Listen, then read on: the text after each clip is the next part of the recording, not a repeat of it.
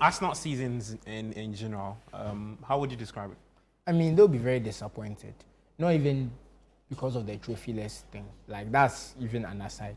The way they challenge for the title, I mean, you have a strong finish against Man City. Saliba gets hurt, you are leading, you throw it away. We all understand that, okay, Saliba is your main defender, he gets hurt. Next season, City overtake you again. You're like, okay, we're close. We won maybe 17 of our last 19. It wasn't enough. It just shows how good City are. You're thinking to yourself, third time's the charm. Let's do better. Let's put pressure. And we see City fortune in November. Mm-hmm. City would lose like 6 games in a row or whatever. So you're thinking to yourself, this has to be our year.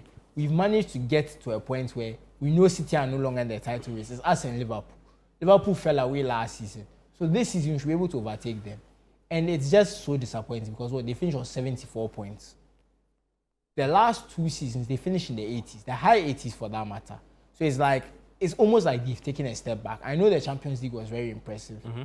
This was what their semi-final round. Yes, this was their as a club, their 3rd or 4th semi-final. Yeah. So it's a big deal. It's a relatively big deal, but still, ultimately, you feel at the last by 1 hurdle. The Cubs were a disaster. I mean, the Manchester United match, that was not good. I mean, there was no reason to have lost to that Manchester United team with 10 men the way they did. That was frankly embarrassing. I was very disappointed in Arsenal. Carabao Cup semi-final, you lose both legs to Newcastle. You get the chance, but you don't take them. And then the second leg, Newcastle just do them. So in every competition, it's almost like, oh, there's a but, there's an if. I get it.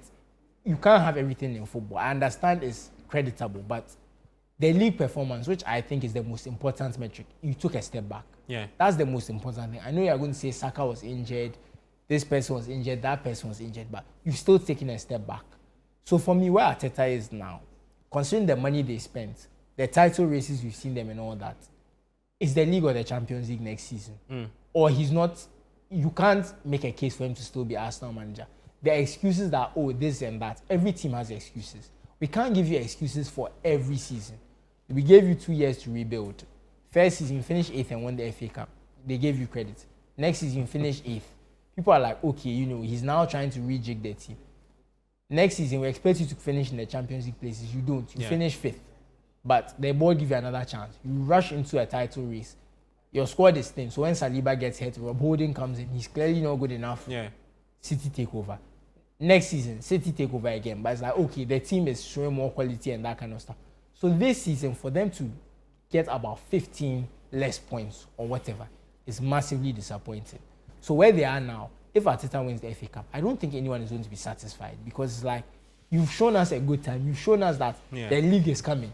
So if you go and win the FA Cup, we'll be like, okay, yeah, that's nice, but where's the league? Yeah. So for me, if he doesn't win the league or the Champions League at minimum. So it's a make or break for him. It's make or break for next season. And we are hearing the striker is coming. He's talking about buying a striker. We are hearing Benjamin Šeško is coming. Yeah. So I don't know what excuse you can give anymore.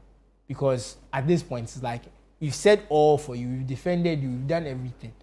Now, you have to show working. So for me, Arteta is in a very difficult situation. And for me, what I look at this squad is capable of winning the league or Champions League. We saw the fact that they go to the semi-final, there was no striker. And they even gave a creditable performance against PSG without a striker, without their first choice striker, let me say, who's not even a striker to begin with. I think this team is good enough to go all the way in either competition. So for me, Arteta has to deliver something, or really, he's shown he's not fit to be manager. That's why I stand with Arsenal. I'm not too bothered by where their project is. It's a disappointing down year, but all the indicators are good. So let's see what next season brings. The missing piece in that Arteta's puzzle, obviously, is the striker, Benjamin Šeško. I don't know if you think he's the man to solve whatever has been apparent in the last 2 seasons. No, I don't think he's the man. I think for me, it will be Alexander Isak.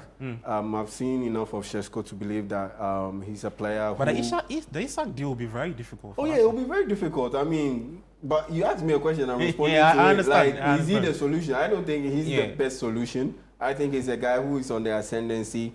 And every year that he's played in his pro career, you can see the improvement.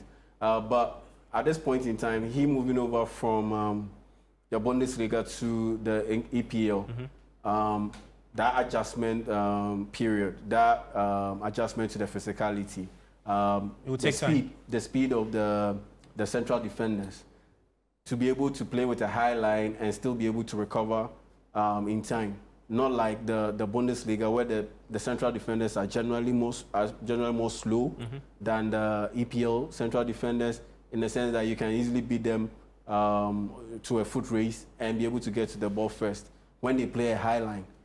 In the EPL, it's different, and the physicality is also different. And so that, for me, gives me a bit of pause to say that, yeah, he's the best solution.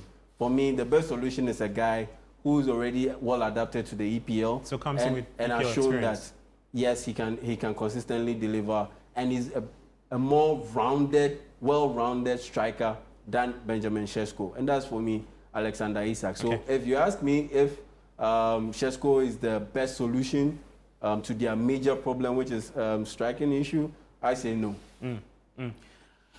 All right, let's go for our quick break, first break. When we come back, we'll talk more about the rest of the teams. Manchester City, Chelsea, Newcastle United are in the conversation. This is the Premier League Preview Show. I'm Gabi Ofe, doing this with Sisu Graham and Yao Jaminta.